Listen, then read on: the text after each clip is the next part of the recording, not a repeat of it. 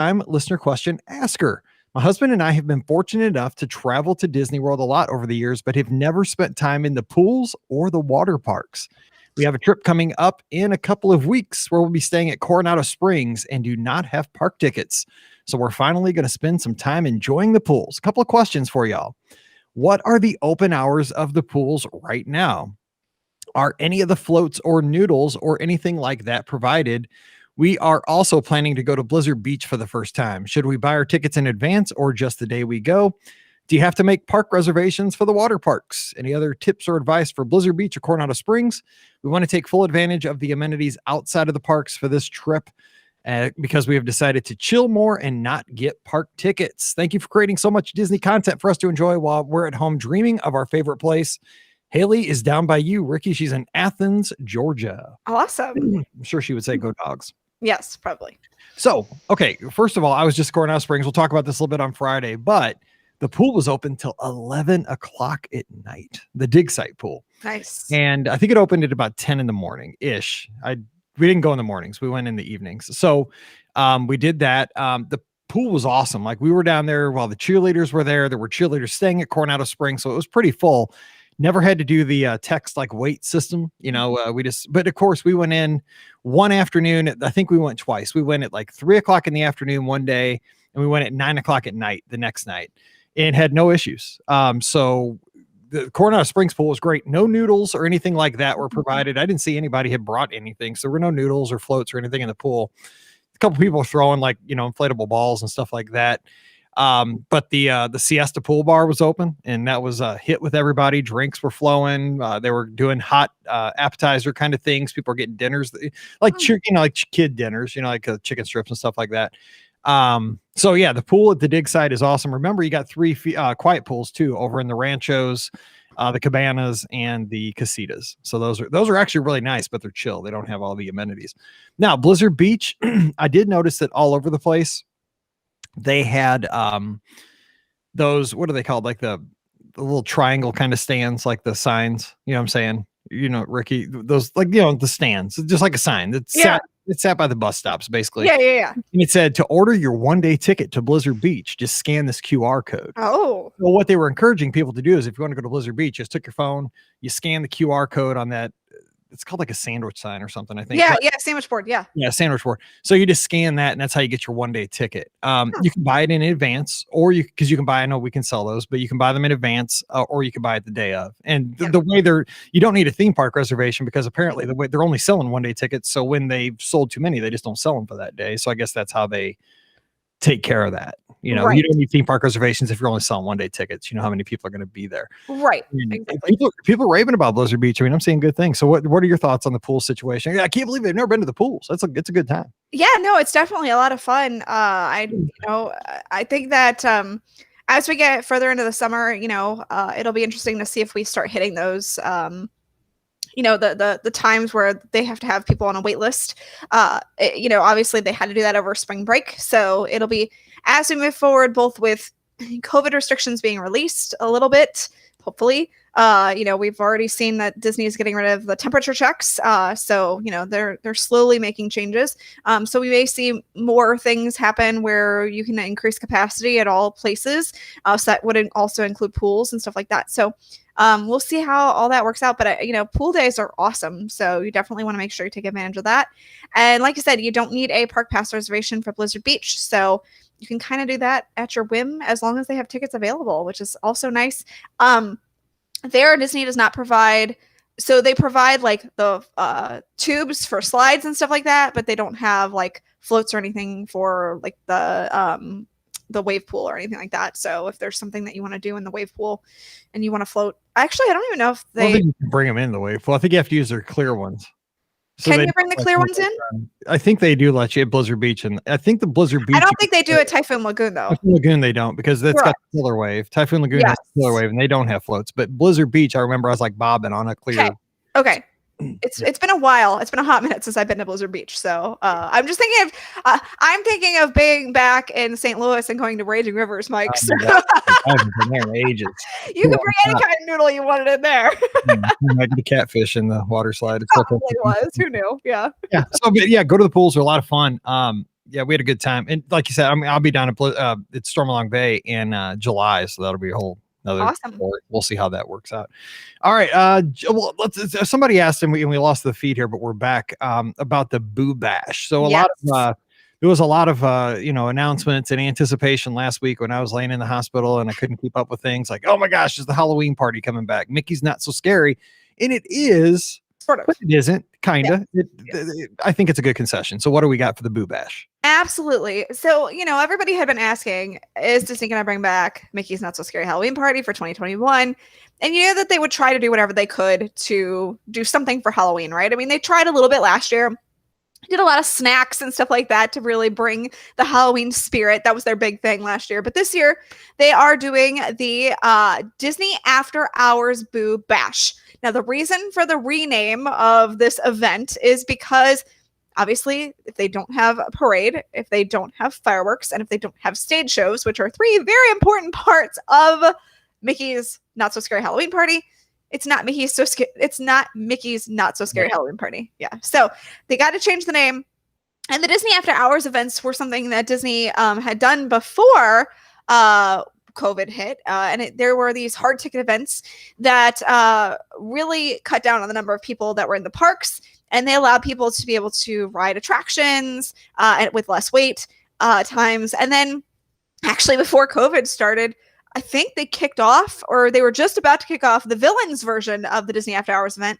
That got canceled, obviously, but they had a whole set of things that they were going to do for that. So they took the idea of, well, let's do Disney After Hours, but make it the Halloween party. So they're doing the Boo Bash. So the Boo Bash, it's going to take place from August 10th to October 31st. It's going to take place most nights from 9 p.m. to midnight. However, there are some nights in August and September when it's going to be from 9:30 until 12:30.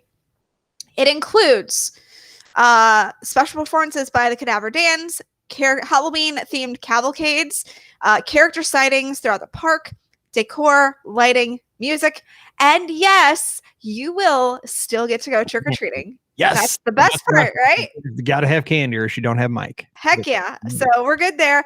Guests can still dress in costume. Of course, you are still going to have to wear a mask. Costume masks are not permitted for adults, but they can be worn by children under the age of 14. But all guests are required to wear the appropriate face coverings. I guess they had to separate the terms because mask and face coverings make it confusing. Because, right, I mean, some Yahoo rolls in with Darth Vader, and like, hey, man, I'm good. Exactly. I can go into the park. No, you cannot, sir. So, yeah. Tickets, guests who've purchased tickets can enter the park as early as 7 p.m. without the need to purchase a day ticket or without the need to buy a Disney Park Pass or make a Disney Park Pass reservation. So that's good news too. You don't have to do that. Tickets are not on sale yet. They will go on sale next month. And it sounds like it's going to be a great, great time. I'm definitely going to try to get tickets for myself. We'll see how that works. Because I would be going when everybody else and their brother is going that time around, the October 1st. So who knows if I'll be able to get in. But yeah. I just renewed my annual pass today when I was on my painkillers. So that's always good. Yeah. Good for next year. I was like, I'll spend some money. No, but you know what? When I saw this announcement, I was reading about it as I was catching up when I got home last night, is that I think Disney did this perfectly, and I am a Disney homer, but I think that this is the right solution for the time for the 2021 Halloween season, because for one thing, these after-hour events, which is what this is, it's not, like you said, you explained it perfectly. It's not Mickey's Not So Scary Halloween Party because of the components that are missing. Exactly. But it is a specialty after-hours event, and those after-hours event were super popular. And absolutely. And they were expensive. Don't get me wrong. Once people figured out how awesome they were, they became super popular. Yes. Yeah, I mean, but the thing was, I didn't go because they're too expensive. They are very expensive. I was there when they were happening. Like Scott went one time. I was like, dude, that's too. I think they are almost more than Mickey's Not So Scary Halloween Party tickets were, I think, or close to it. But the thing about the smaller party, it is a smaller crowd. The thing about the after hours events, and I don't know if they will continue this with this one, is you did get free popcorn and soda and Mickey ice cream bars and stuff like that. If that's the case, then it's totally worth that amount of money. Because, you can load up on that stuff.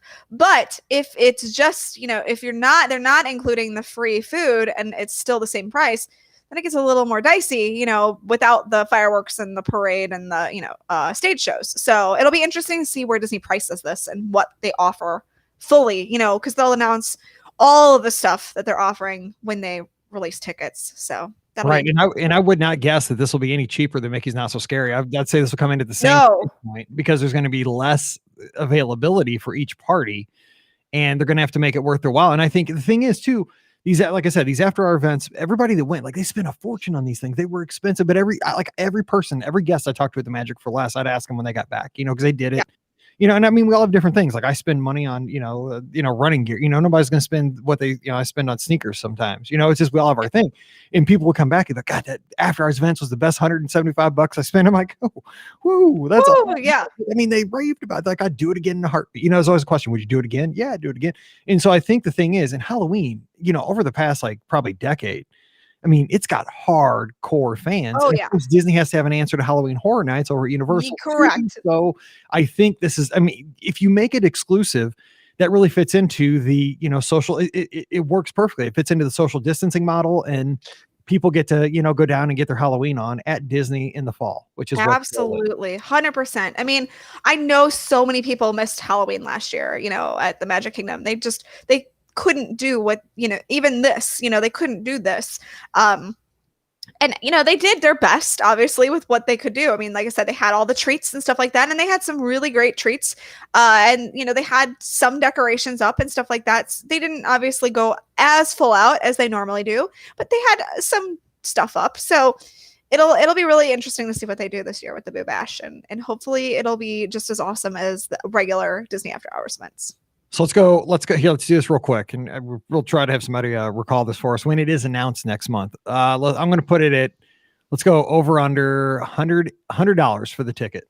Oh no, it's going to be more than that. I'm talking not Halloween day, not like on Halloween. No, I know it's going to be more than that. You think it's going to be over $100 like in September? Let's Absolutely. say September, over $100. Okay. Absolutely. I would go over too. That's what I would say too. I think it's going to be close to about 140. Whew, man. Yeah. Because I think the villain, if I remember right, the villains one was like 140 something. Hang on. I know I wrote a blog article about it. Let me look. And all right. Well, while you're doing that, Jennifer in the live chat has a follow-up question. She says, since Disney announced the modified Boo Bash, I do like Boo Bash. Yes. Hashtag actually. Hashtag Boo Bash for Halloween. What do you think about the possibility of some type of after-hours Christmas party in November, December? I think it is correct. It's 100% now. Yeah, exactly. Decorations and you're set. The decorations and the goodies, and you're good to go. Absolutely, that is 100% happening. I mean, as long as they can do it, then if they can get it to go as a regular Mickey's, Very Merry, then they will. But yeah, I definitely think that they will be doing this if they can't do that. By the way, the Disney Villains After Hours, yeah, I was pretty much spot on with that.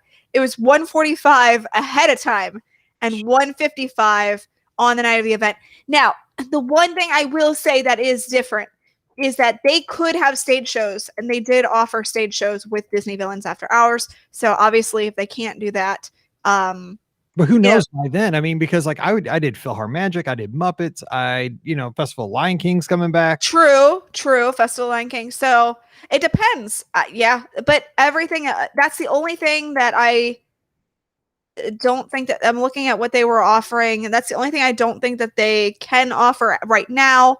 That they, that would be removed from the Halloween party, and the price is 145. It was 155 on the night of the event. So, all right. And Becca's asking if those can be added to a package. Unfortunately, they cannot be added to a package. They're standalone tickets, and there'll be a link when they announce it next week. Yeah. You just click on the link, and it just goes right. What I would do is just order it yourself, because what's going to do is you're just going to click on the link to order it. It'll have you log into your My Disney Experience account. Boom, and everything's on your Magic. Well, we'll talk about that. I didn't even use a Magic Band. Magic Band for Mike. Look at you. I will say before, annual pass holders and Disney Vacation Club members did get a discount, so I suspect that they will still get discounts. Re-upped. I'm still an AP holder. Same. Yay. Okay. Okay. Robbie's got a question. He says, hey, Mike, Ricky, and Pam, during your most recent trip, you posted a picture of the entrance to Adventureland from the hub. This is my second favorite entrance to a land area in the Magic Kingdom. In order, they are, and he gives. Main Street from the park entrance, Number 2, Adventureland from the Hub. Number 3, Liberty Square from Fantasyland. Trying to picture that one. Yeah, I got it. I gotta think a little bit. I'll take a Liberty Square from the Hub. Tomorrowland from the Hub ranks number 1 at night, he says. Yes. Like that, yes. Frontierland from Adventureland through the passageway at Island Supply. Okay, that one is, he says, weird. I know. Yes, absolutely. No, that is a good one. It Yeah. just made me kind of in my back of my throat there because it stinks. Fantasyland from Liberty Square during the day, under the Columbia Harbor House at night, either entrance because of the tangled lanterns. True. There might not be the time on the show to rank yours, but what is your favorite land area entrance in the Magic Kingdom? Oh, And Robbie's in Chattanooga. He's been listening forever. I mean, since we started the show. So that's awesome. So Robbie, man, best. So what is your best entrance area? It kind of goes along with what we talked about Friday, like the best backdrops. Mine has to be Adventureland. The picture I took, for some reason, like going into Adventureland from the Hub when there's not a lot of people around, you got kind of the Crystal Palace off to the left. You get that kind of just in the picture just a little bit. You got all the flock, and there's some palm trees there that used to be like a little smoking kind of island. Yes. Oh, that's my favorite. I love that little island. I do. I don't know why. I don't either. It's awesome. Weird. I know. I do love that island, but I love that bridge. Like, yes, because it really does. I mean, because all of a sudden you start hearing the drums. Yes, that's got to be my number 1. That's probably why I took the picture. But what about you? That is a very, very good one. Since I won't choose that one, since you did, I will go with the other one that he mentioned, which is Tomorrowland. That is absolutely, I think that is my favorite one. Just because, you have the view of the sign, and especially at night when it's all lit up and you've got the motion going of the Astro Orbiter. It's just, I love that entrance right there. It's so perfect. But you did mention another really good one. Another one that I use a lot is the entrance from Main Street into Liberty Square. I use that bridge a lot of the time to get back there, and it's a really great entrance too, right by Sleepy Hollow. Yeah, I like that one a lot. One time, one of the best moments I've ever had at Walt Disney World, I was down there with a bunch of us that worked at Space Camp. Space Camp closed over the 4th of July we didn't have a group of teachers come through that week. So we drove down to Walt Disney World. A couple of the people who worked at Space Camp were also seasonal employees at Walt Disney World. And so somehow they got it hooked up where we got to sit, those like benches kind of in an alcove right by that Liberty Square. And there's some benches right there. We sat there like as VIPs behind a rope as Spectral Magic went by. Nice. Oh, it was the coolest. Like every character like waved. It was, you got to really be a Disney geek to enjoy that. But it was like I still remember that. Like, cause I love that parade. And that's awesome. It was really cool. All right. Cool. Megan's got a question here. Let's say, hey, Mike, Ricky, and Pam. I'm a longtime listener, but had dropped off for a while because I didn't know when my next trip would be. Well, hey, hang with us. Yeah. I don't even know when my next trip's going to be. No, I usually do, but hang with us anyway. You never know. I mean, we might have medical scares. Let's see. Well, after a canceled baby moon due to the flu in 2019 and a canceled trip in 2020 due to the pandemic, my family and I are vaccinated except for the toddlers and heading down to Walt Disney World in a couple of weeks. I've been so excited to take my son, not quite 2 years old, for his first trip, but I'm starting to get nervous about just how different things will be. I made my peace with a lot of it: masks, distancing, no fireworks, closed restaurants. But upon hearing about waits for the resort pool, the need to mobile order lunch at 9 a.m., and just generally being around humanity again, I'm starting to worry about the experience, that it's going to be much more frustrating than I'd been expecting. You're such a positive crew who can always turn my day around, and I know you've been in the parks at some point in 2021. So please help reassure me that that my return to the world after 3 years will still be magical, and the logistics of the trip like this aren't too daunting on a daily basis. We'll be traveling as a multi-generational party, 7 adults and 2 Disney-loving toddlers, and staying 1 night in Grandestino Tower, then 6 nights at Kidani Village. Thanks for all you do, Megan. She also says, P.S., in case it's relevant, we're renting cars, so we won't have to rely too much on Disney transportation. We've set up reservations for 3 signature dinners for the trip for most of the adults to enjoy after the little ones go to bed, with a rotation that each couple will stay back with the toddlers and miss 1 dinner each. Welcome any tips, Megan. That's a great tip. That's a great idea right there. Yes. When I heard multi-generational, I was like, this is perfect when you have toddlers, because that way, like one couple can sneak off and go have a night. You don't get that when you have toddlers. I remember you're beat down. You're wore out when you have toddlers. I'm just telling you. No. Okay. So you were there. You've been there. I've been there. Yes. I was thinking about this, right? because we've had this ever since the pandemic hit. We've had this kind of, everybody's had this conversation on social media with all your other Disney friends and so forth, people at work. And, would you go as a first timer, or would you go back if you're a Disney veteran? Because if you're a first timer, you don't know what you're missing. Right. And if you're somebody who's a Disney veteran, like, are you going to lament the whole time? Oh, well, I got to get a socially distant selfie with Buzz Lightyear, but I'd sure like to shake his hand, or, hey, it's 9:00. It'd sure be nice if, Happily Ever After was firing off. And the thing that I realized, because I've been now 3 times since it's reopened, the magic is still there. I mean, the masks, I'm not a big mask fan. Like I said, the heat index was 99 it was smoking hot when I was there the whole time. The masks aren't great, but they're needed for right now. And other than that, though, I mean, we did Disney Springs a few nights. We did all the parks except Animal Kingdom. We had a great time. I mean, the rides are fun. You do got a mobile order, but it wasn't hard. Like you just kind of do it. And actually it's a little bit more efficient because absolutely, I was there with just Mallory. We would mobile order our stuff like at 9:00 in the morning for lunch, like she said. But the thing was, we were waiting in line anyway. So we looked at all the restaurants we had in the park, and we decided on a restaurant. Then we looked at the menus. Then we just picked it and put it in. And then, when we got hungry, we picked our little arrival window.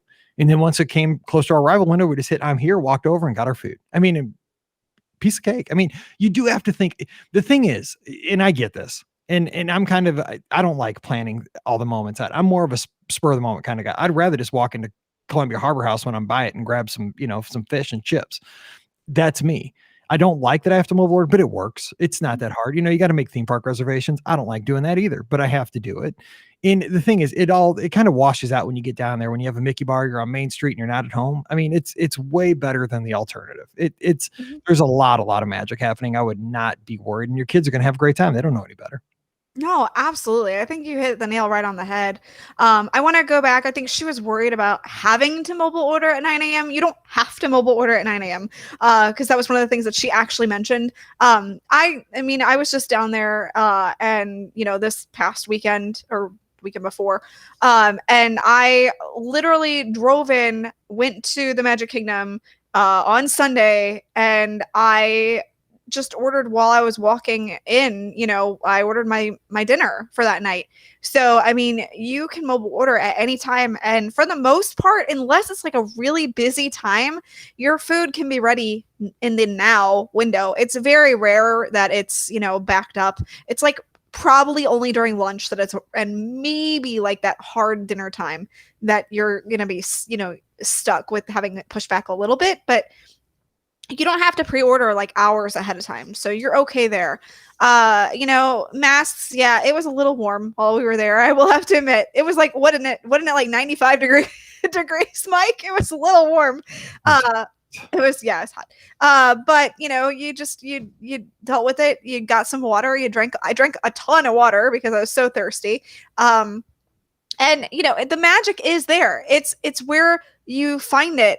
You're right. You can't like hug Mickey, but the cavalcades are so magical to watch them go by. The characters really do interact with guests so much more in the cavalcades than they ever could have in a parade. I mean, because they're looking at everybody in the parade, everybody's crammed in, which thankfully you can't do that. So, in the cavalcades though, everybody gets to be spaced out more so they can pay more attention to your family, which is a really cool thing.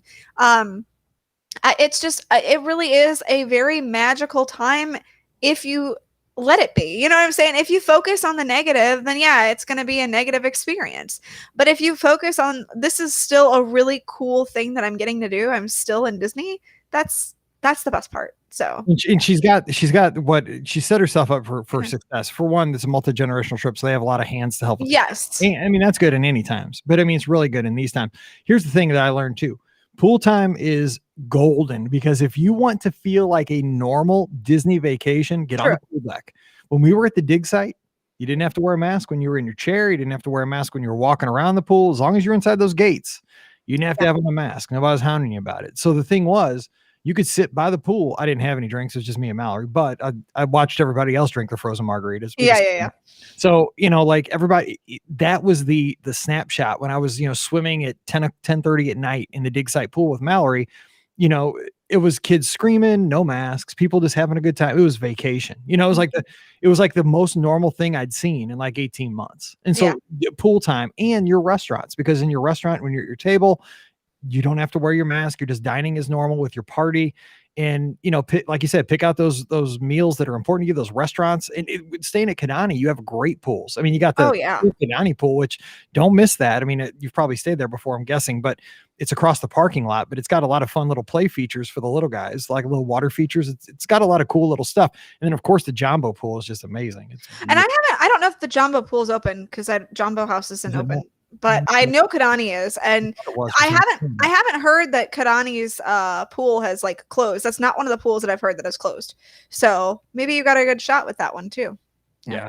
But I mean, the thing is that you're sit down dining and pool time, and your time in the parks, you're gonna have fun because you're gonna be like, hey, the magic carpets. I mean, it's the same. You know, like I did. You know, Mallory and I did Astro Orbiter. Got a mask on. Who cares? You don't realize it once you're up flying around. You know, exactly. It's a good time. You know, it's so fun. And I will say this too. I just gotta throw this in.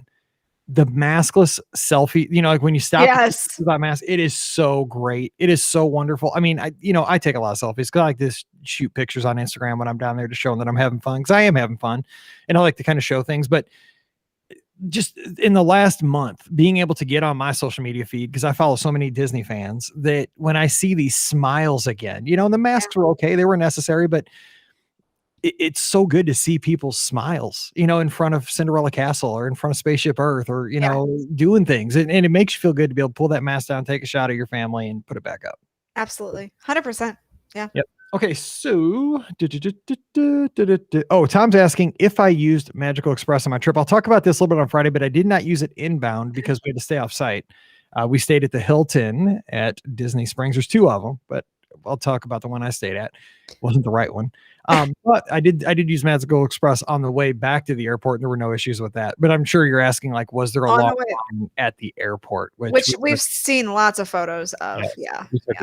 We took Uber. Yes. And so I'll save that story because the Uber story was pretty good too, getting over. It was when you have all these cheerleaders in an airport all at the same time competing ride shares, it's not pretty. No, it's not, I'm sure. Okay, Don's got a question here. I'm curious what you would say about this one, because I have kind of a weird answer to this one. Don said, opinion on the best park. Ooh. Short one day, which you have to travel home. So on your travel home day. Yes. Park you go to. Currently, he says, I have Animal Kingdom scheduled on a Sunday. Our flight's at 6:20 p.m. and we are planning on Magical Express while it is still here. Which I get it. Yeah, you want to do Magical Express because it goes away forever. What do you do? Like, say you're flying home. Let's say you have because usually I try to take the last flight out. We flew home at like 4:00 this time. So we had to be on Magical. Listen, so we had a 4:10 flight. We had to be on Magical Express at 12:45.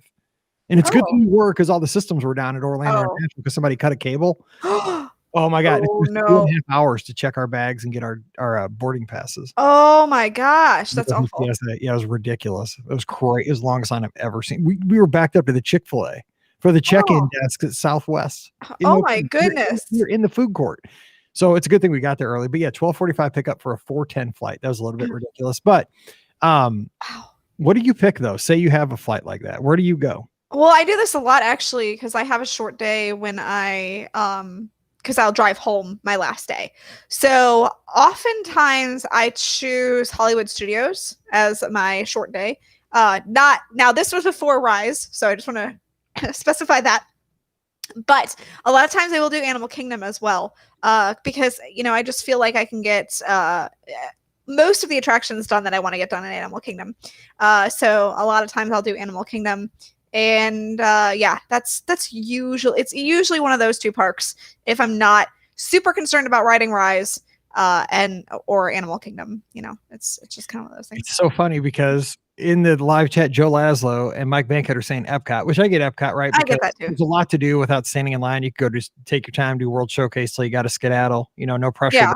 I think Epcot is the perfect park for your arrival day, not your departure day, but arrival day, because you don't feel like you're so behind the 8 ball, right? Say That's true. In the afternoon, you can still enjoy World Showcase because it's not like a queued up, just walk through, get some snacks, kind of get. Can I just say, by the way, I am very much enjoying these staggered opening times for the Disney parks right now, because 11 at Epcot. I feel like the days have gone. I hate. That's the perfect time. But the parks open till 10 instead of closing at 9. Open at 8 and stay open till 11. I don't care. Yeah, But it's awesome. I love it because like then I feel like I can. I don't know. I think that it's a much better thing. So yeah, I'm a big fan. Here's the funny thing though. Don's question, I go to the Magic Kingdom. And here's why I go to the Magic Kingdom on my last day. Target rich environment. Lots and lots of attractions you can get done. Because even if you're not going to do Seven Dwarfs Mine Train, on your last, say you got like 3 hours before you got 3 good hours in the park before you got to get back for Magical Express. I mean, you can do a ton of stuff like Astro Orbiter, or you can go through the tree house, or you can sneak on Pirates, or Magic. There's so many just not e-ticket attractions. You got all kinds of stuff. You could get People Mover one more time, get a good snack from the Magic Kingdom. But here's the problem with that. Okay, so there's two. That's the good of going to the Magic Kingdom. The problem with the Magic Kingdom is such a pain in the butt to get there. Absolutely, it's a lot more time to and to get out. Yeah. I mean, so it's not the best for that. But I mean, once you're in, you can get a ton done and get out. Like you can say, oh man, my last morning I did 9 things. Yeah. You do have to factor in. You got to wait for the bus in and the bus out. So yeah. That's true. Not perfect, but yeah, I mean, we always do Magic Kingdom, but I mean, whatever you want to do. Jennifer's got a question. What is the best, hang on, let me hit this button here so I can actually read it. What time of the day is the best time to go to Disney Springs? We're scheduled to go to the parks each day of our upcoming vacation. But we also want to schedule some time to spend at Disney Springs to do a little shopping and to get some delicious desserts. Good call. So let me tell you this, and I'll talk about this on Friday. I rope dropped Disney Springs twice. Nicely done. Oh yeah. I was at the rope, like they're ready to shoot my head with the temperature thing, which they're not doing anymore. But I was ready. I was like, I'm cool. Let me in, and I want to get my Earl. But That's yeah, awesome. So obviously busier at night. There's more going on at night. They had a lot of live entertainment at Disney. Yes, they do. You have a lot of like live music going. They have the little stage in the marketplace going with live music. They have West Side. They got live music. It's happening at night. It depends. Like if you want the vibe, and I never felt like it was too crowded. Like I liked it at night, but afternoon or morning, if you don't want to deal with people. I was absolutely going to say the same thing. If you don't want to deal with a lot of people, then the morning, early afternoon is the key time to go because there's not that many people. And if you want to hit up Gideon's, you have a much better shot of getting on the wait list and getting in early than if you go at the end of the night. At the end of the night, if you want to go to Gideon's, your chances are slimmer. So that's like she said snacks. So, I'm thinking that's what she meant. But I think night is a great time to go too, because like you said, the entertainment is definitely happen in the evening, and it doesn't happen as much in the morning / early afternoon. So the entertainment definitely ramps up as the day goes on. So if you want that kind of atmosphere, then the evening is the time to go. But if you're really there just to shop and get stuff done, then the morning / early afternoon. And I will say too, coming out of this whole COVID, era that we've been in for the last 18 months or so, just hearing somebody singing outside, because there was a lady that had a keyboard and she was playing kind of across from the Coke store, down kind of by the AMC theater. There's a little water feature.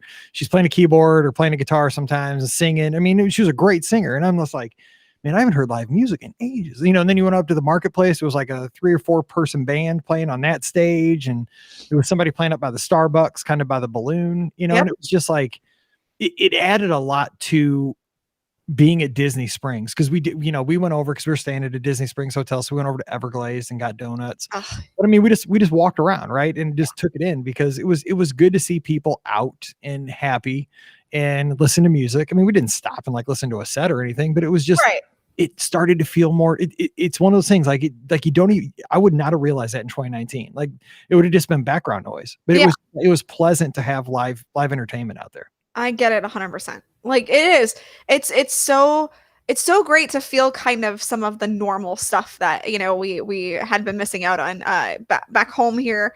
We lucked into accidentally like going, to finding this park, and they were having a derby day. It was a couple weeks ago, and like we had no idea they were having it, but like you could see they were setting, and we didn't stay for it because we weren't all into that, but they were like going to have a costume contest for people dressed up for the derby, and they had picnic tables and stuff like that out for people to come and enjoy.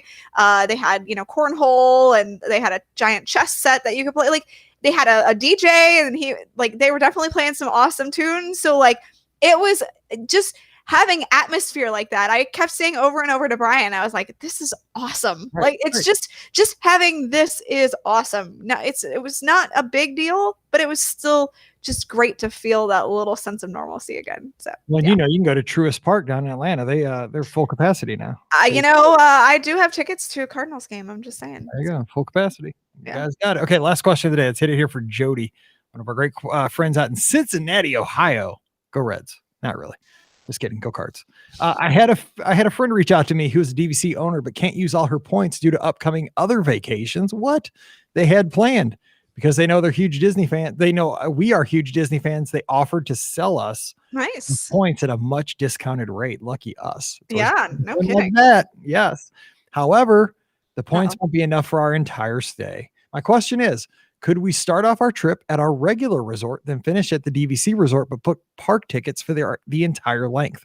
We are not annual pass holders, and since that isn't an option at the moment, we would have to purchase tickets for the trip. Thanks for helping us figure this out, Jody in Cincinnati, 909 exact miles from Walt Disney World. Nice. All right, so here's how that works. It's like a split stay. It's a split stay. Yeah, it's a split stay. So now the thing is, you can't do this easily. You can't do this online. But I do this as a travel agent all the time. So say you're staying 4 nights at your first resort and you're going to stay 4 nights at your second resort, right?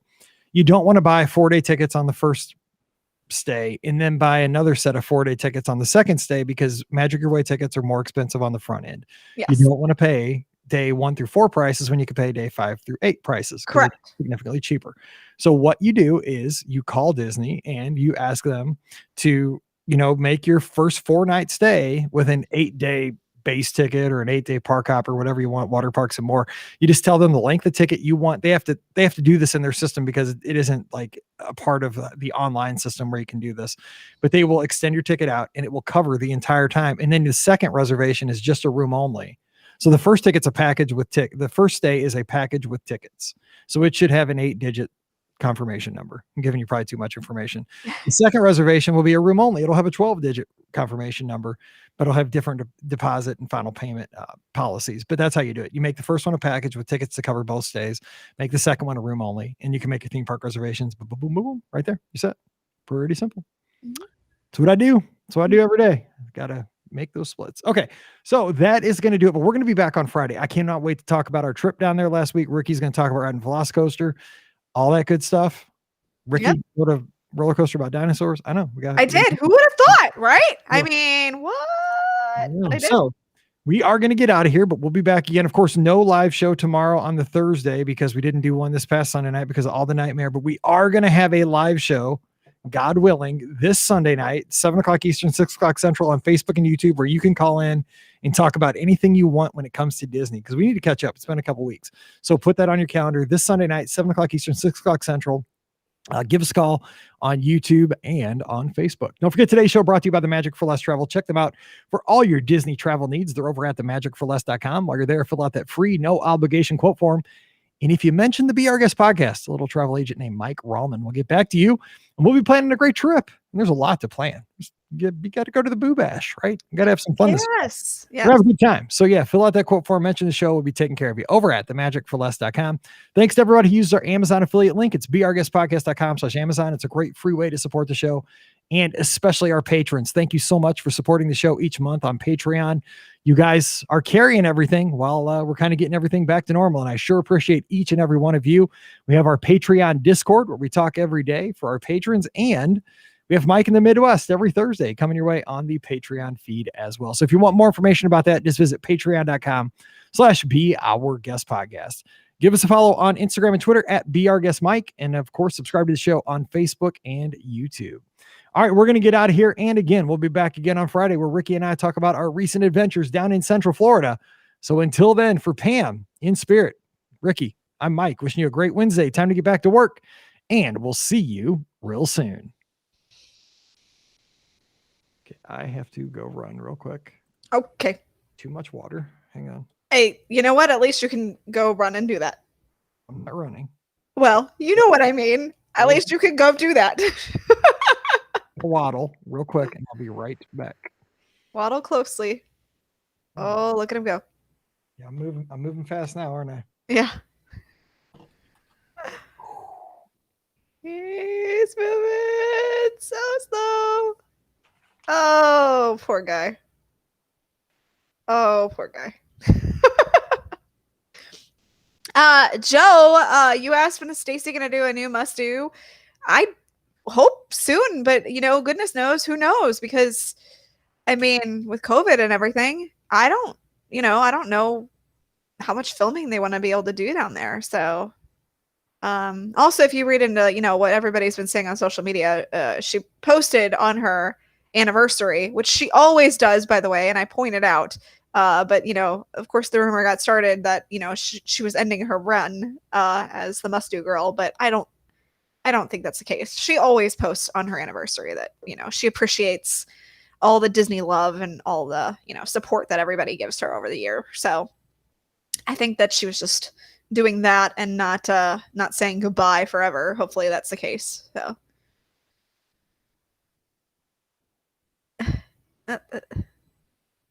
yeah, I know.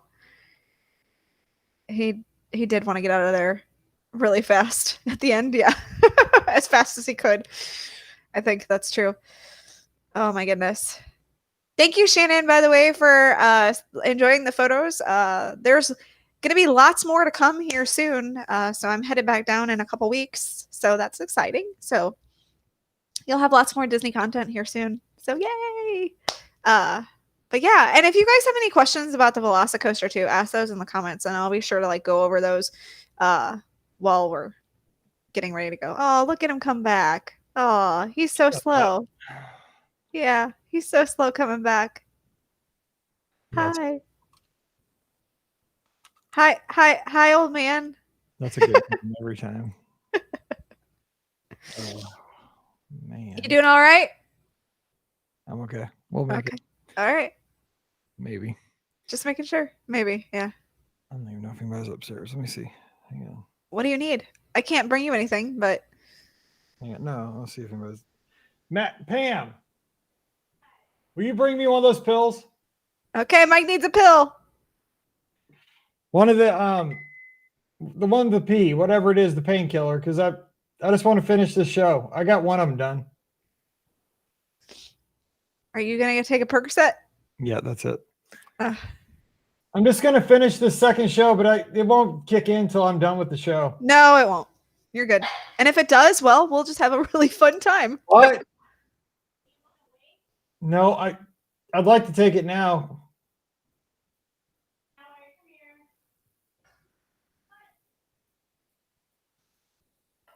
Mike, why don't you? Oh, okay. Is she bringing it? Yeah, she's bringing it down. Okay. That's cool.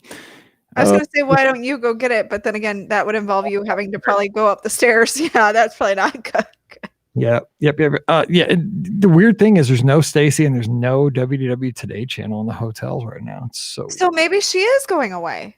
Well, no, they can't have her because everything in her must do's is invalid right now, right? I mean, she talks about fast passes. She talks about. True. Oh, that's a good point.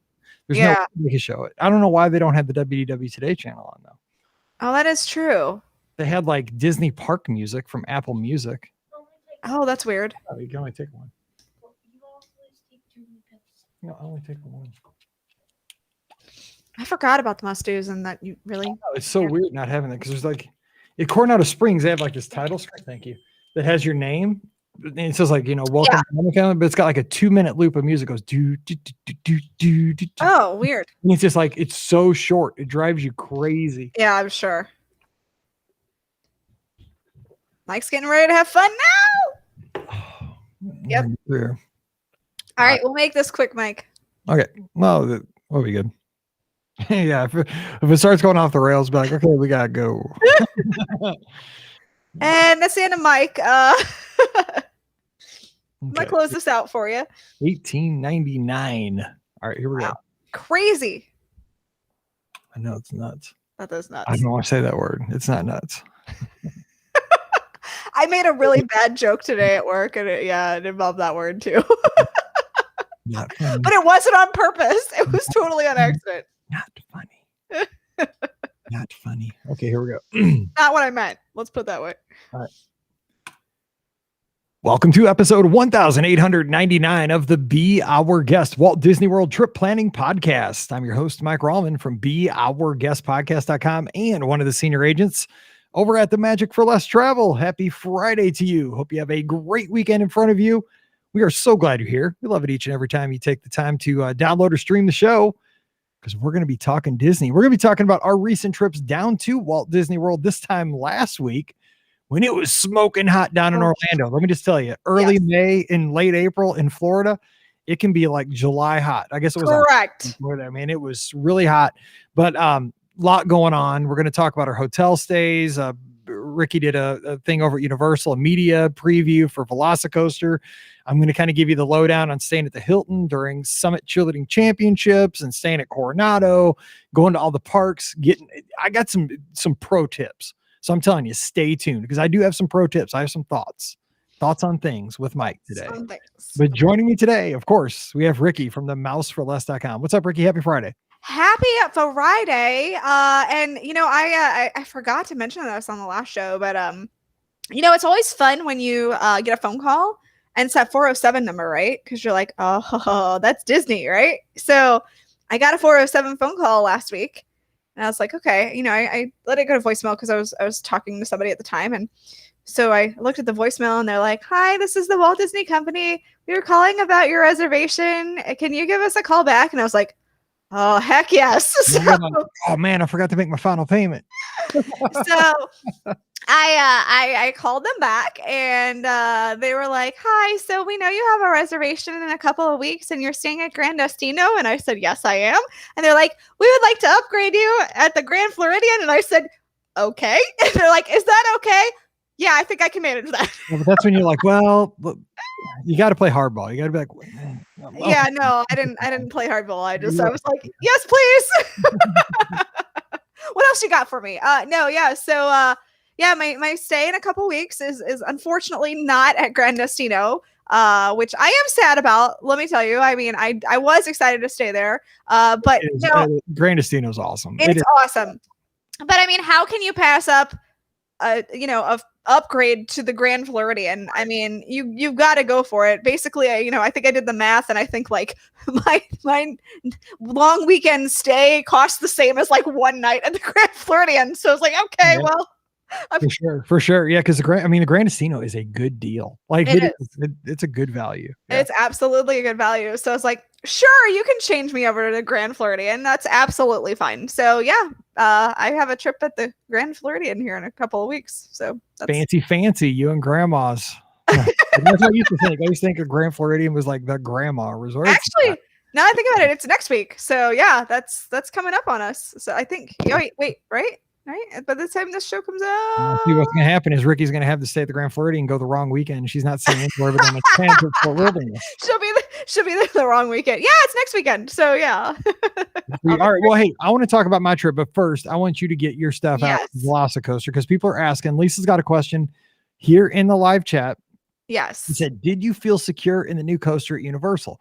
The seats seem scary with no shoulder restraints. And this is also a concern that my daughter Mallory had for you when you were there. So go ahead. Okay. Well, first of all, I did get to experience the Jurassic World Velocicoaster. And I know what a lot of you are thinking right now. Wait, isn't she afraid of dinosaurs? Yes, I am. But you're only afraid of like real dinosaurs. This is a fake dinosaur. Correct. Right? Exactly. Yeah. Now, granted, there are real dinosaurs on the the boat ride and at Disney on Dinosaur. I'm not okay with those.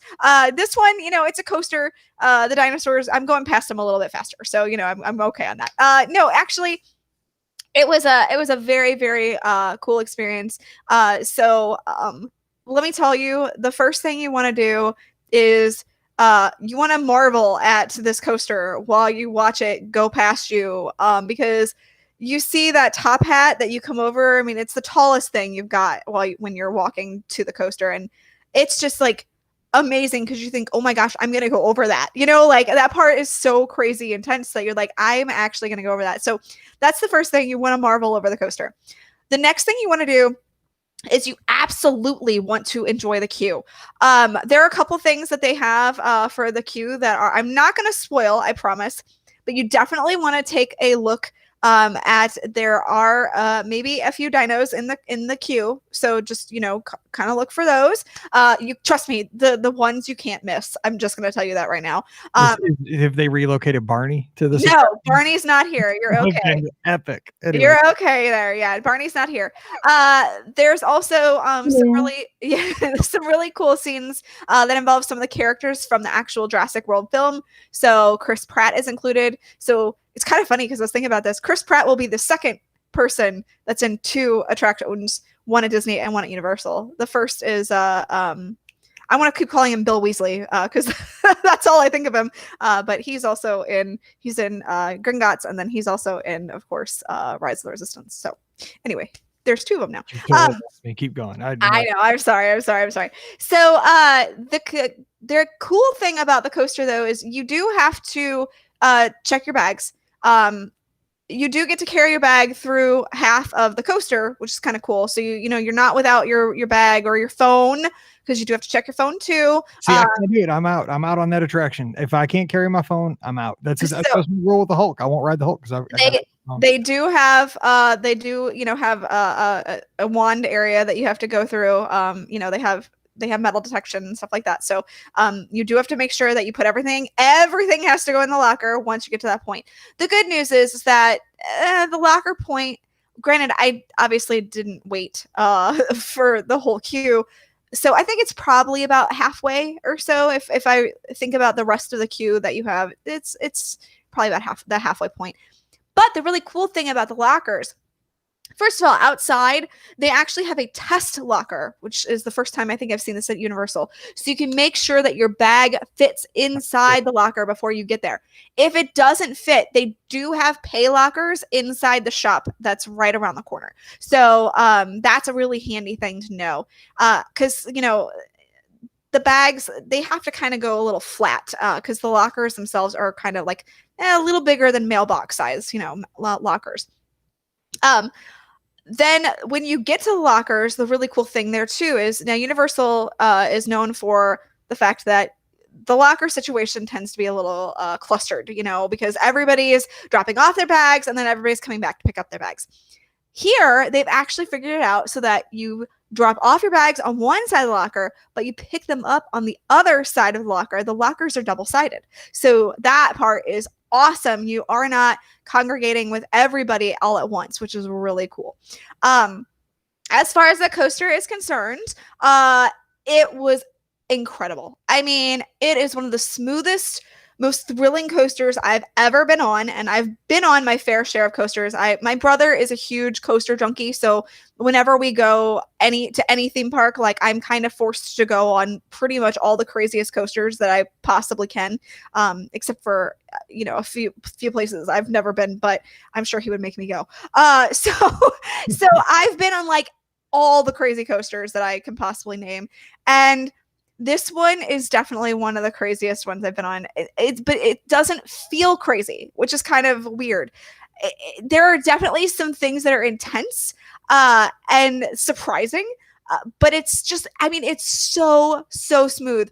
About the seat harnesses and not having the over shoulder of the thing, really, that didn't freak me out at all. I don't know why it didn't freak me out, because you do go upside down on this coaster multiple times. But it really didn't dawn on me that I didn't get scared about it. There's actually a coaster here in Atlanta and a few other places that I've been way more scared about. It's kind of like a hyper coaster, if anybody's coaster fans, and it's just a lap bar, but there's nothing on the sides of you to, it's open. That terrifies me more, going over these, 200-foot drops or taller and being open with just that lap bar than this did going upside down. So, I was perfectly fine with that. So, but yeah, Velocicoaster is definitely, I think it's a must do, especially for coaster fans, to try and do, because it was so smooth and so exhilarating. I cannot say enough good things about it. I cannot wait to get back down there again to ride it, because it was that incredible. So. Yeah. It's good to hear, because a lot of people are excited. It opens June 10th to the general public. Yes. There might be some soft openings, but it's in technical rehearsals. So that means you may get it, you may not, don't go expecting to get to experience it right now. But if you do, make sure you write it. Cool. I love having these kind of things because the more variety, the more competition, the more we're all going to have better stuff to do everywhere. 100%. Absolutely. Absolutely. So, I'm glad. Yeah. Okay. So let me get into mine real quick. So of course we've been talking about the trip. It was for cheerleading. It's called the Summit. It's National Cheerleading Championships. All these teams all around the whole year, you go to these competitions all around the country. If you win the competition, you get to go to Summit, and that's the big nationals. And it just actually ended because it goes for like 10 days. We were kind of at the beginning of it.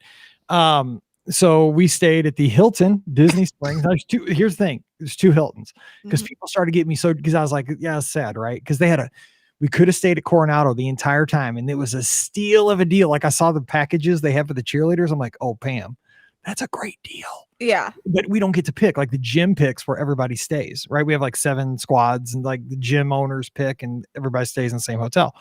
Nope, they picked the Hilton. I was like so fired up.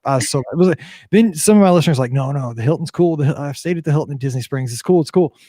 So apparently there's 2 Hiltons. Oh, no. There's one. Now the one we stayed at, it's the Brown Hilton. I'm calling it the Brown Hilton. It's right across the pedestrian bridge from Disney Springs, like from the marketplace. Okay. So it's real close. It is dead close to Disney Springs. It's the closest. It's across the street from the Wyndham. Yes. But there's also, if you look at Disney Springs, there's a white tall, like Hilton. Yes. It's a white building and it's probably like 20 stories tall.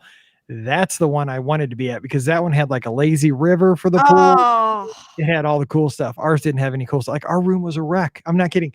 It made the bee feel like the Polynesian. I'm not joking. And go back a couple years and listen when I stayed at the bee. I hated it. He did not enjoy the bee. No.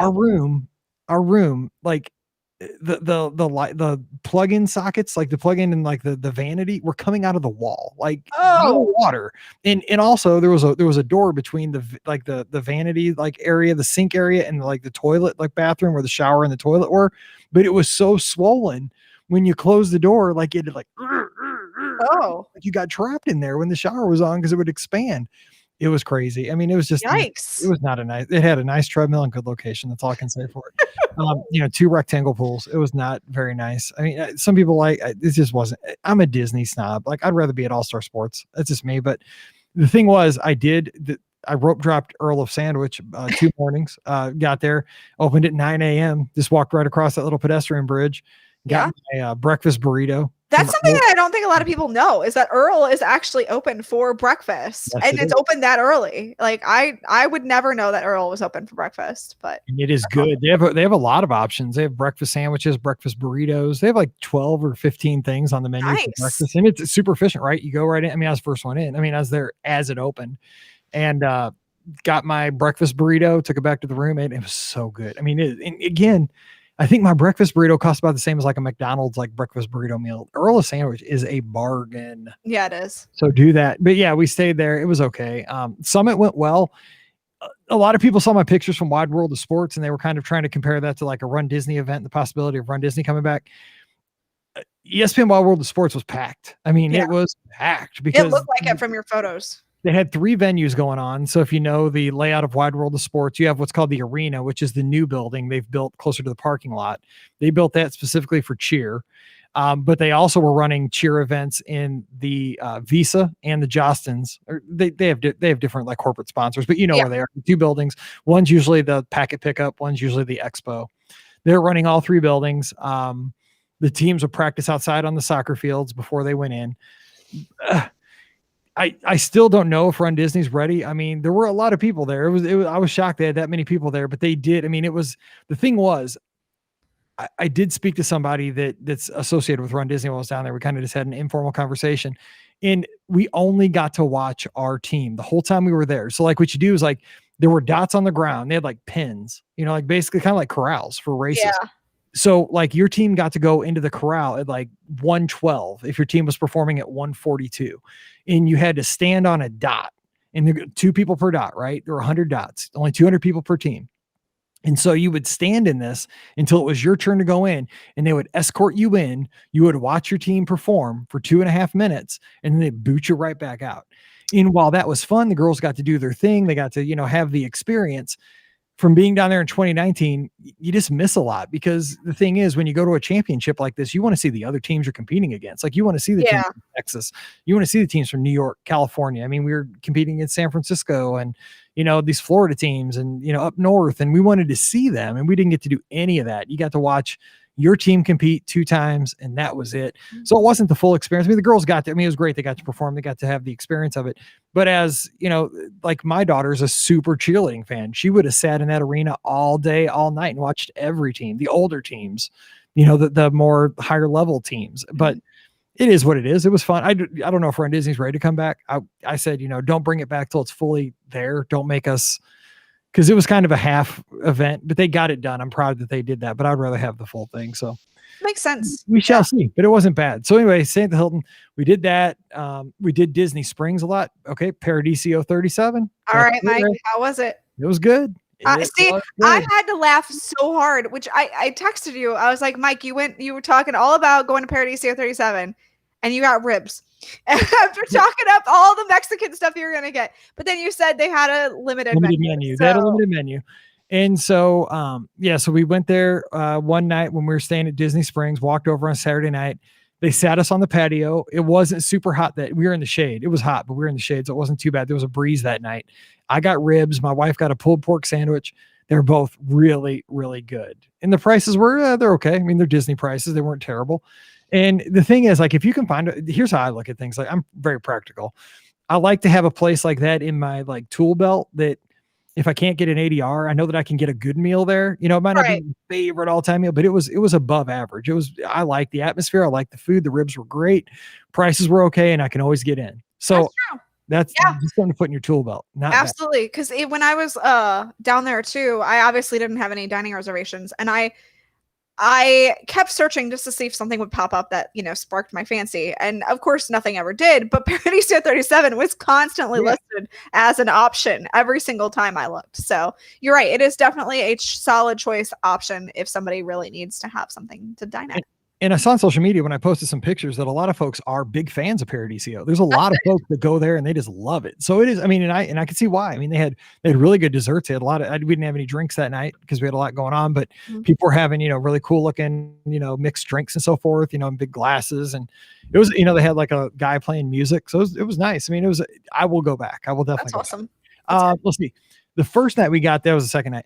First night we got there, though, remember I was trying to decide whether to go to Topolino's Terrace with some friends over at the Riviera. Yes. We decided to bail on that because it was too late. It was like 8:30 at night. So we just went over to Disney Springs and we were just going to snack. We are going to do like deluxe burger, something like that. But we were walking past. It was a Friday night, I think. It was Thursday night. It doesn't matter. But we were going past Frontier Cochina, which we hadn't been there since the media event when that opened. Yeah.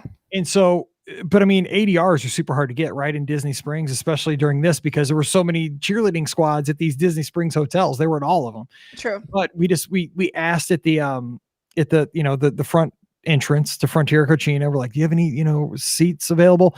And like, no, we're totally booked. They're like, but wait, how many do you have? She said. And we're like, it's just us two. Says, would you mind sitting at the bar? We're like, no, we'll sit at the bar. We don't care.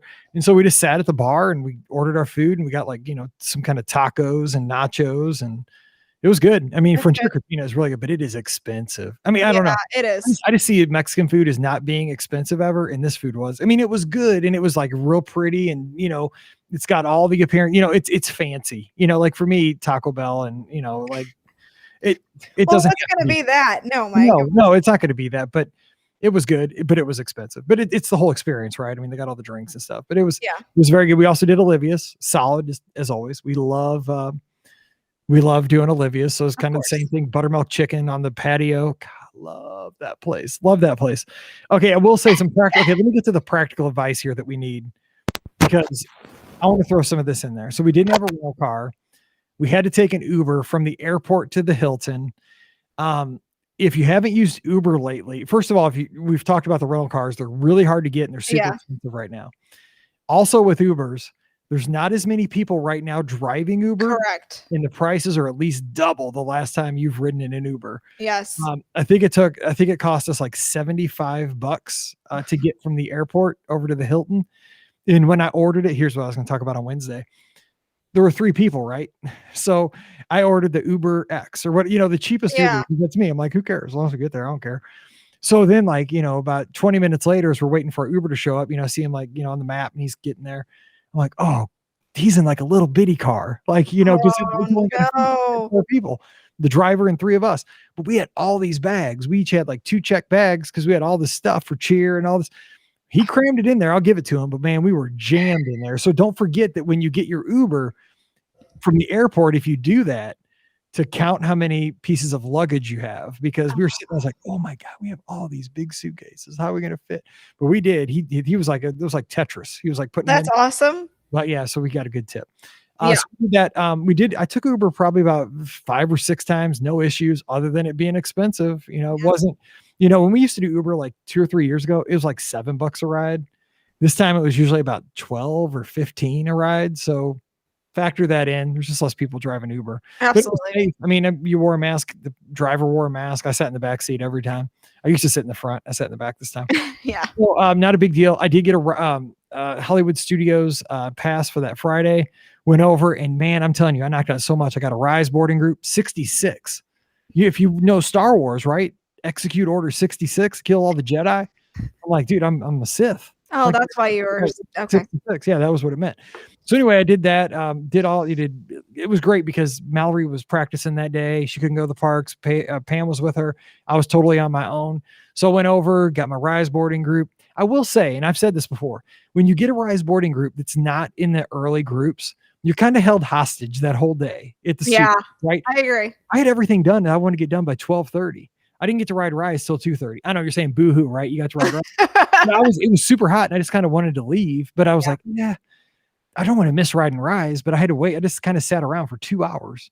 I get it. I could have done other stuff, but I did the Lightning McQueen show. Never done that. That was kind of cute. Yeah, I mean, it's a cute show. It's not like a showstopper, but it's definitely something to experience. And if you've got little ones that they can definitely. My wife's like, were you the only 47-year-old dude like by himself? Yep. And probably, yeah. It was cute. It was a cute little show. Did rock and roller. He did all the rides. Mickey Minnie's. A lot of. I will say, I've given it time. I would still, if you gave me the option to bring back Great Movie Ride or keep Mickey and Minnie's, I would bring back Great Movie Ride. I like it better. I do. I mean, I know a lot of people love Mickey Minnie's, and I like it. I like it, but I just like the Great Movie Ride had soul. It was. But I mean, I watch retro stuff all the time, so that's just my thing. Yeah. Let's see. So what else? Over there. Oh, one of our listeners, one of the shows right before I left, said that she had a great grilled cheese sandwich at the ABC commissary. Oh. It was grilled cheese, but it was buffalo chicken in it too. Okay. And you had buffalo sauce, like that orange kind of sauce, that you could dip it into. Oh my Lord, it was so good. From the ABC commissary, you get steak fries and this grilled cheese sandwich with buffalo chicken on it. You dip it in the buffalo sauce. It is awesome. I wonder if you could get ranch to dip it in. Oh, that would be good. I'd be all in on that. The buffalo sauce wasn't smoking hot too, because I don't like really. Well, I'm really sensitive to spicy foods. So if it's even like a tiny bit hot, I'm out. Like it affects me. So yeah. But it was super good. So I can't remember who suggested that, but whoever did, thank you, because I'm getting that again. That was nice. So good. Okay, so I'm trying to hit all the things that I need to. One thing I will say is, well, let me first talk. We went over to Coronado Springs on Sunday. We checked in there. We stayed there. Pam had to go. Pam only got to stay one night at Coronado because she had to go home Monday because she had to teach because they're doing state testing and so forth. Yeah. Mallory and I stayed till Wednesday, but I will say, because I'd stayed at Grand Destino for Princess 2020. So right before the shutdown all happened. And I'm a huge Coronado fan anyway. They had not even seen the tower complete. That's how long it had been since they were in Coronado. So they both just kept raving about the tower. They're like, my wife actually turned to me and she said, "Is this still a moderate hotel?" And I was like, "Yeah, it still is." She goes, "Because it sure feels like a deluxe." And I feel the same way, but I'm like, we're like in it, right? We listen to the podcast. I do this for a living, but she's very removed from it, but she was just blown away with the architecture, the murals of like Walt and Mickey, the Barcelona lounge with all the, colorful glass and, the fancy elevators. She liked the showers in the tower because they have the big glass shower, it's a fancy room. So she really liked that. Mallory was blown away. She's got fancy taste. So I really good dad job there, getting them that room. And we liked it, and we got to swim. Like I talked on Wednesday, no waits for the pools. We went down, everything was good. I will say about Pepper Market, or El Mercado del Coronado, they've renamed it. So it's not mobile order. You can't mobile order there if you're staying there. What you do is you just go in, and they have it's grab and go. Pam, I think. Oh. Show. So what they have is like stations. You know, they'll have like chicken strips and fries. They'll have them prepackaged under a heat lamp. You just grab them. Pizza. I had a Philly cheesesteak like sub. Nice. And, you know, some fries. They have like 20 things going, and you just grab it off the thing, take it, and go. And it's not bad. I mean, it's not as good as it used to be, but you know, it is what it is. I mean, it's the time. You know what I'm saying? Like it is the time that we live in right now. So, you know, yeah. Here's another thing I want to throw in here. Park hopper. Because people always ask, you know, park hopping, right? That's one of the questions we get on Wednesdays a lot, park hopping in theme park reservations. Park hopping is super important right now. And here's why. And I never want you to spend money you don't have to. I've said 100 times, I'm cheap. I don't spend the money, and I don't expect you to if you don't need to. If it's not going to give you a value, when I'm talking with my guests at the Magic for Less, if it isn't going to give them something, you know, that is valuable, I always steer them away from that, you know, because I just don't want that to happen, because that's how I am. But the park hopper, here's the deal. It's a back door into a closed park. Correct. If you want to go to the studios, you can go to the studios any Just day you want. Rise. Yes. Well, you can't ride Rise. You're right. That, if you're cool with that. Yes. But there's so much other stuff to do. And here's the thing.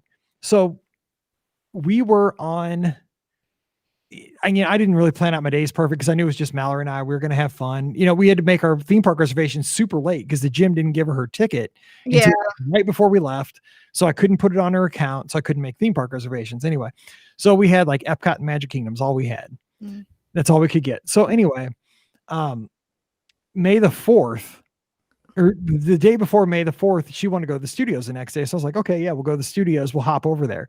And then it hit me that night. I'm like, oh my God, tomorrow's May the 4th. We're not going to be able to hop over to the studios. It's May the 4th. Right. And then I'm like, oh, now we're not going to get to go to the studios because we're leaving on the 5th, and we're, you know, the morning, we can't hop. We're leaving before hopping opens. So I was like, oh man, I dropped the ball. She's not going to get to go to the studios. I felt bad. Shockingly enough, on May the 4th, I called that. We went to the Magic Kingdom that morning, went back and kind of chilled at the hotel around lunchtime, called that number, all 4 parks still available for hopping. That's awesome. What? I couldn't believe it. Mallory's taking a little nap. So I'm like, I couldn't believe literally that you could hop to the studios, the smallest park, on May the 4th, right? Right. Your most popular days. So I just got out my app, my Disney Experience. I looked at the wait times.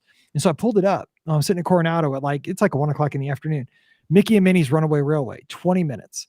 Rock and Roller Coaster, 25 minutes. What? Toy Story Mania, 15 minutes. Now Slinky Dog was 65, but it was the only long wait in the park. And I'm like, what is going on? Right. I told Mallory. So our plan was we were going to go to Epcot that night, right? And just have fun. Because, you know, we had been to Magic Kingdom, do Epcot that night, have some fun. I told her, here's the deal. Because we we're going to swim and then go to Epcot. I said, call in an audible. Here's what we're doing. We're going to go, like, when she woke up, I was like, we're going to go to the studios now, because the studios closed at 8. Right. Like, we're going to go to the studios while we can get in. These wait times are crazy low right now. I don't know if they're going to be like that when we get there, but they are now. So we went over there, and again, Mickey and Minnie's 25 minutes. We got there, rode that. I had a chili dog. She had a hot dog from Rosie's. We did Rock and Roller Coaster immediately after. Stupid, but we did it. Because that's what you do for your daughter, right? She wants to Rock and Roller Coaster. Have to have a chili dog. Hey, man, she's with me. We did all that stuff. We had a good time. And so we were in the studios on May the 4th without a theme park reservation because we had a park hopper. That was awesome. A huge advantage. And I will say, I put some videos on my Instagram. I'm a Star Wars fan. I love Star Wars. I grew up with Star Wars. I was born in 73. Star Wars came out in 77. It's been with me my whole life. But here's the deal. Uh-oh. The big Star Wars geeks, man, they were yeah. God, it was so awesome. But it was so cool, right? So I had seen this, like I remembered it when I first started kind of walking into because we walked into Galaxy's Edge through Toy Story Land. And I noticed there were a lot of people with lightsabers. I mean, a lot of people, and most people had 2. I kept telling Mallory, I feel like I'm the only unarmed person in Galaxy in Batuu right now. I could be killed. We could be killed easily because we are the only unarmed people. Unless I have like lightning shooting out of my fingers, I'm a goner. So anyway, we go in, And I'd seen this picture a couple years ago. There was this picture on social media of like a ton of people all holding up lightsabers after dark in front of the Millennium Falcon. Did you see that picture a couple years ago? Yes. So it dawned on me, that's what this has to be, right?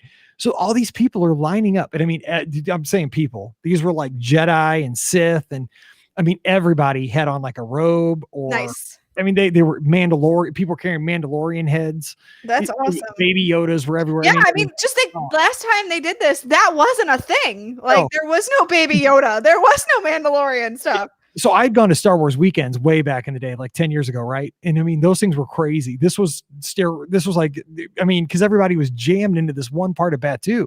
Yes. Well, I mean, you had every character walking around. You had this one guy, and I don't know how he didn't get in trouble by Disney security. He was dressed up like Darth Maul. Oh my gosh. He's got like that double-edged, like red lightsaber, and he's doing a full-on demonstration. With this, I'm like, dude, I mean, I know he's gonna chop someone's head off, but he's gonna at least knock somebody's teeth out, like with that right jamming. And I'm sure it wasn't real Darth Maul because I'm pretty sure he got chopped in half in the movie. Anyway, I mean, there were hundreds. I mean, probably close to 1,000 people with lightsabers, and what they were doing is they were queuing up for the picture. Of course, because the park closed at 8. This was like at 7:40. Oh no. Yeah, so I'm like, Mallory, dude, we got to go into Galaxy's Edge. We're not going to. Smuggler's Run was only 30 minutes. Oh, yeah. I wasn't doing that because it messed me up last time. Oh. But I was like, you know what? We are getting a picture in front of the Millennium Falcon on May the 4th. This will be the most epic move ever. So we make our way past all these people. I mean, there's every character known to the Star Wars universe. Somebody's dressed up as them. So I'm filming, and everybody's, hey, waving to me as I film, as I go by. I thought it was the coolest thing because it looked so cool. It was so neat because these people were also happy, and I would have done it too if I would have known. I don't have a costume, but it would have been fun. But so we get down to so you get down to the Millennium Falcon on May 4th. Oh my God. It's like Paris for fashion models. I mean, you want to see influencers and people like striking a pose. It was unbelievable. They were in front of us, these two little babies. They could barely sit up. They were so young. They were dressed like Han Solo and Princess Leia. And they were sitting them on the ground. They were shooting with the PhotoPass guy was shooting pictures with them, with the Millennium Falcon behind them. I mean, it was every character, but we got our picture down there. It was cool to be in Batuu on May the 4th. We didn't ride anything, but it was just like a party atmosphere. It was just cool seeing people happy about their passion. Yeah. Like, I have a passion, but not like Dennis. He listens to us, Dennis Keithley. He does a Star Wars podcast. He is all in, right? Correct. I mean, I love Star Wars, but I just don't have all this stuff. Like, I'm not a 501st. There were all kinds of 501st people, of course, not in their costumes, but they had on their shirts. And it was so cool to be there with my daughter on May the 4th. But the bottom line of the story is, with the park hopper, you can sneak into a closed park any day you want. I mean, if I can get into it's very rare you're going to get closed out. If I didn't get closed out of the studios on May the 4th. This is true. It's good. I mean, this is a good point. If you didn't get closed out of studios on May the 4th, one of the most popular days to be in the studios, I mean, you're probably okay. You're right. I agree with you. I mean, maybe like 4th of July or something like that. I mean, it could happen. I mean, it probably will happen. But the thing is, I would imagine capacity is going to start increasing this summer, and that's just going to make it more likely that you can hop. Here's what I thought was going to happen. I mean, does this not make sense? I mean, this is what I thought for months, is that what's going to happen is everybody's going to, have their theme park reservations for the 4th. Those are the diehards because they got them early, right? They know exactly what May the 4th is. Yep. What's going to happen is the kind of casuals like me are going to all be at the Magic Kingdom, Epcot, and Animal Kingdom, and then at 2 o'clock, nobody's going to leave, right? I was like, well, if you're in there, you're not leaving. Right. And all these people are going to crush in, and then, a few people will get in, but not that many. I don't know. I mean, we got in and it was not even that bad. It was not bad. So I'm just saying, Don says in the live chat here, it seems like park hopping is an insurance plan. I would go with that too. He says it's cheap enough in his opinion that it's worth having just to open up the possibilities of going to a closed park. So not bad. That's what I say too. I mean, because you're talking usually like, under $100. Yeah. I mean, if that opens you up maybe 3 days to get into parks you wanted to go into. Yeah. I mean, even from 2 to 8, that's 6 hours. I did give up Rise, but it's a concession. There's a lot to do. Yeah, absolutely. Here's another thing. I gotta not rant about this, but I gotta bring this up. This is where the value resorts do something so much better than the moderates and the deluxes. Then it comes to I've talked about the bus service. The bus service in general is better at the values. It is. Pop Century, even the All-Stars Art of Animation, it seems to be better than most, especially the deluxes where they share like a yacht beach boardwalk situation or like a Wilderness Lodge, Fort Wilderness situation. I hate that stuff. Here's the thing. It's the bus stops themselves. Okay, so we're at Coronado Springs and we wanted to go to, say, the studios. In the studios at Coronado Springs shares a bus like bay with like Disney Springs and like Typhoon Lagoon. They're shared. There's like only 3 of them in front of Grandestino Tower, and they're all shared. Like Magic Kingdom might be shared with Blizzard Beach or something. Anyway, here's the deal. While it looks nice to have these, you know, open little bays to get on your bus. Over at Pop Century, there's actually switchbacks to get on your bus. And what that is, that gives a formal structure to who is first in line. The thing is, it was awkward getting on the bus at Coronado Springs because obviously everybody wants to get over there and get going with their day, whether they're going to Magic Kingdom or the studios or Epcot, whatever. You want to get to your destination. But the thing was, like, so you would get there, there might be like 2 or 3 other families kind of milling about in that same little bay, but you don't know if they're going to Disney Springs or right. Magic Kingdom. And then what happens is some people start kind of hanging out at one end of the bay, people are handing out at the other end of the bay. You know, some aggressive people just kind of walk up right at the last minute. Cut you off. Yeah. I truly think that the guests all want to be respectful of each other and kind of, you know, honor the order that you arrive. But I think that it's kind of so confusing that people were making mistakes just because they don't know, like, it's hard to keep track of like who was there first and where everybody's going. It looks nice aesthetically, but it's a mess I was trying to be courteous, but I didn't want to also never get on a bus. True. I don't know. What do you think about that? No, I absolutely agree. You're right. Aesthetically, it is definitely pleasing, but not knowing, you know, having that just cluster of people that can form very quickly when the bus gets there, you know, it does kind of, you don't want to be rude, but then again, you know, somebody else is probably going to be rude and jump in front of you. So like you get kind of territorial and it just, you're right. It doesn't lend itself to being very friendly overall. You know what I'm saying? So I think it would be a better idea if they had like switchbacks and stuff like that. You're right.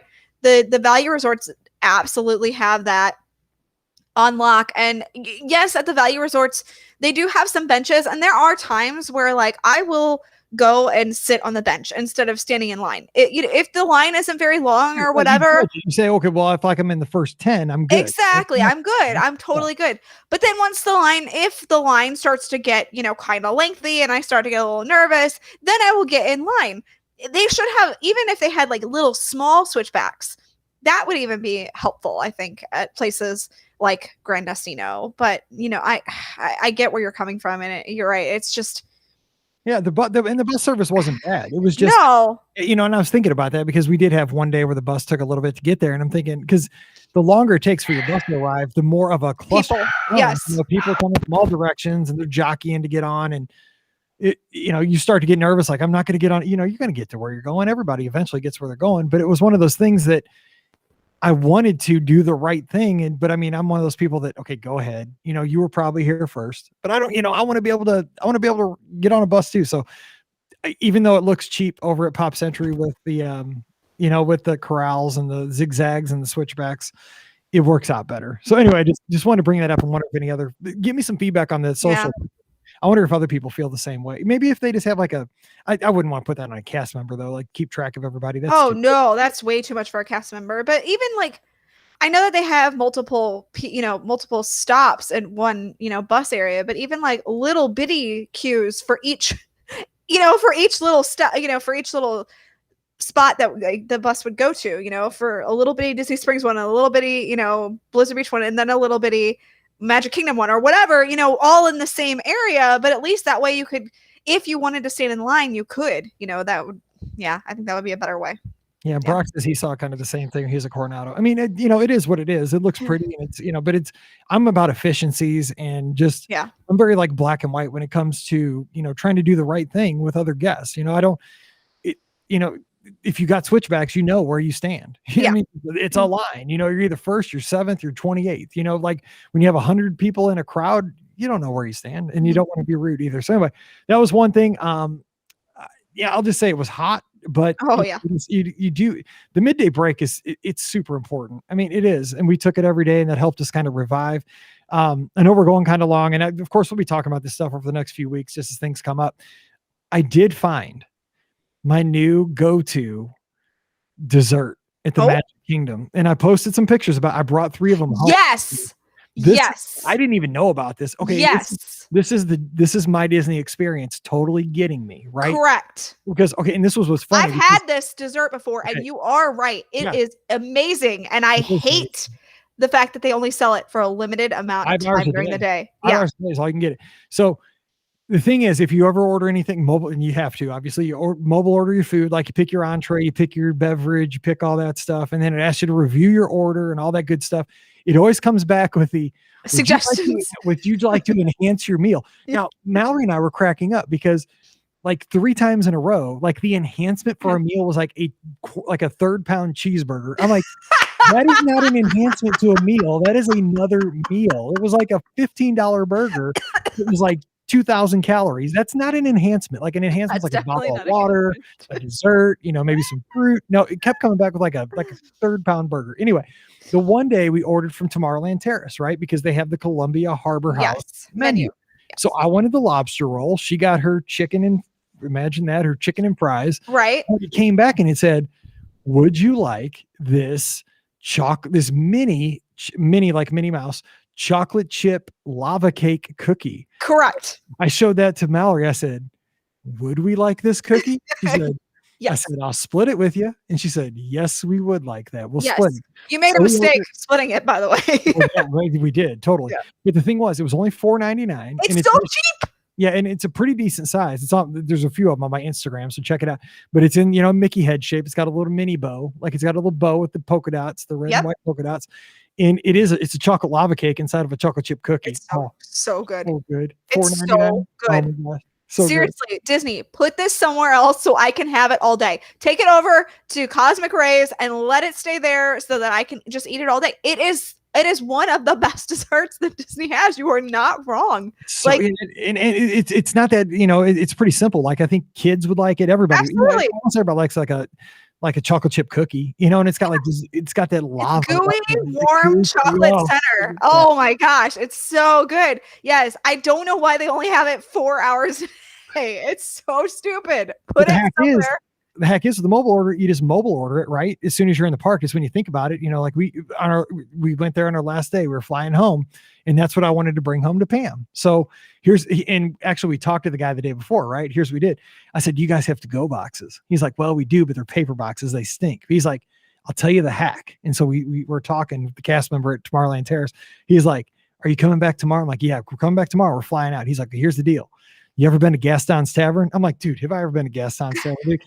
I've torn up so many cinnamon rolls and Coke Zeros over there, you wouldn't even know. He's like, okay, that's what you do. Go to Gaston's Tavern and order a cinnamon roll. And he said they have the big clear plastic like boxes, like boxes. And she's like, they'll give you a new one. You don't have to use a used one. He's like, just when you order your cinnamon roll, just ask for a couple extra boxes to go. And so I did, and they gave me an excuse that morning to get a big cinnamon roll. Yeah. Had them. And so I, did that. And then we mobile ordered our cookies. We got those, like noon right before we were leaving, put them in that little box, and we carried them on the plane all the way home. I mean, they sat in my lap. They sat on the tray in the airplane. Everybody was eyeballing them, but too bad. Back off, people. But yeah, I mean, great snack. I mean, I'm always trying to find something new. Now you know why I have pocket snacks and purse snacks, because this is the exact reason why I've been known to take Tupperware containers to Disney so that I can put my snack in to take it home with me. That's not a joke. I have done this before. Yeah. And it's because of stuff like this, because they don't have a container for it at the place that I want to go to. And I don't want it to get all over I want to take it home, but I don't want it to get all over. So that's why I bring a Tupperware container. But it's nice to know that I could go to Gaston's Tavern and get a little container if I need it there. So the thing is, the snacks, I mean, I can't say you're going to go to Walt Disney World, you're not going to get good snacks. There's good snacks everywhere, right?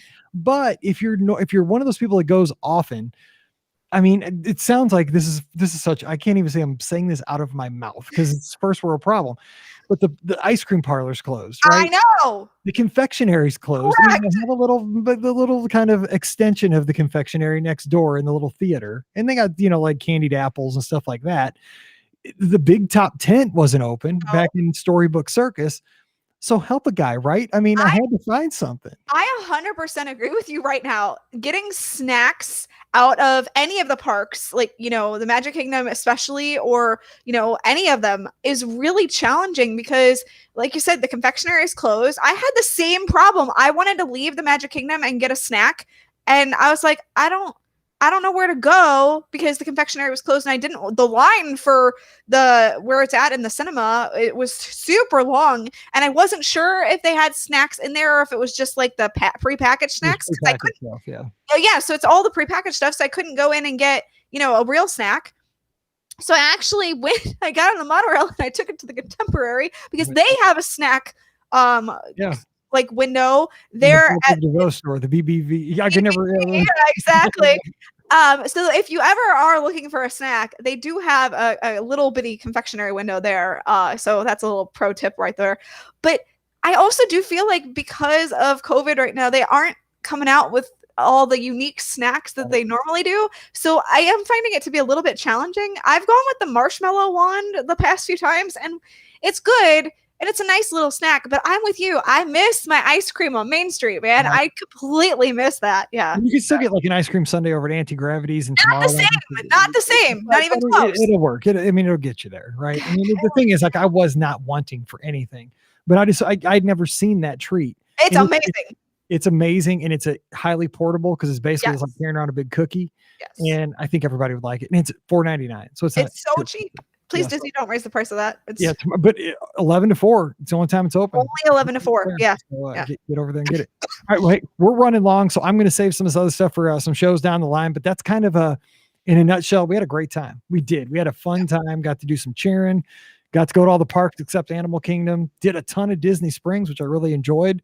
Didn't even talk about our Everglazed donuts. I had the peanut butter one that had peanut butter cups on top, and we had the one with the Oreos.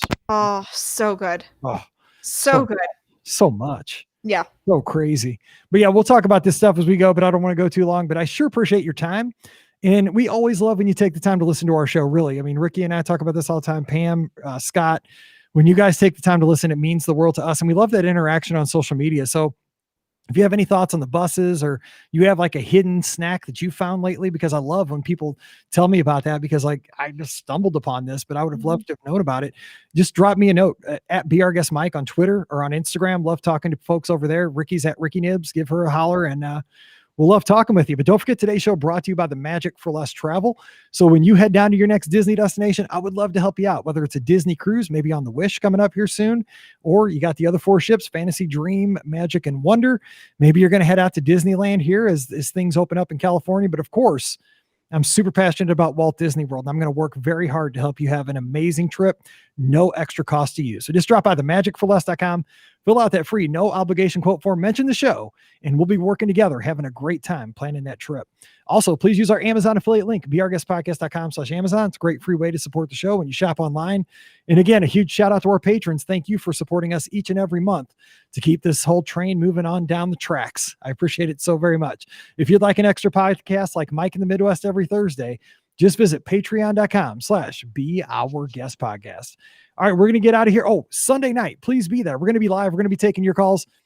Great time to ask any questions you have or talk about your experiences lately in the parks. I just love talking Disney, and I love getting more voices on the show, and that's a great way to do it. So Sunday night, we'll be on Facebook and YouTube at 7 o'clock Eastern, 6 o'clock Central, and I'll be having a phone line open just for you. Well, until we talk again on Sunday night, for Ricky and Pam, I'm Mike, wishing you a great Friday. Whatever you do, stay safe, stay healthy, and have a great weekend. We'll see you real soon. I'm off my game. The medicine's in. That's all right. You're okay. You're okay. No worries. Tingling. Go rest. My toes are tingling. Your toes are tingling? Yep. We gotta get some Taco Bell. Okay. Well, please have Pam go get that. I probably should. I didn't think about that. Yeah. Don't do that yourself, please. Please don't do that yourself. Oh, it's gonna taste so good. Yeah. Yeah. Hey, thanks, Wade. No, I appreciate you guys all being here, and I want to make sure I did the show. So you guys, thanks for hanging with us. It means a lot. And sorry, Darren, no word on when that monorail's coming back. No. I even asked a couple people when I was down there. They don't know. No. It's a bummer. It is. Even I had a couple It is. people say, catch the monorail. It's not open. Yeah, Some it is. customers don't even know that it's not running. I mean, especially for someone like me, because obviously we're staying at the Grand Floridian, and I'm, and I can't easily hop on the monorail to get to the Epcot, which kind of is a bummer. Got to take a bus, right? Yeah, gotta take a bus. Yeah, you do. So take the bus. All right. Well, we are going to duck out, but we'll be back again. I'll be doing a list or a trip report show on Wednesday. Oh God, please feel okay. I will. Get some rest. Thursday's the damn dreading. I know. Good luck. Thursday, I got to give the big pull. Yikes. Oof, I know, for real. Yeah. All right. I'm out of here. You guys have a good night, everybody. Talk to y'all later. Bye.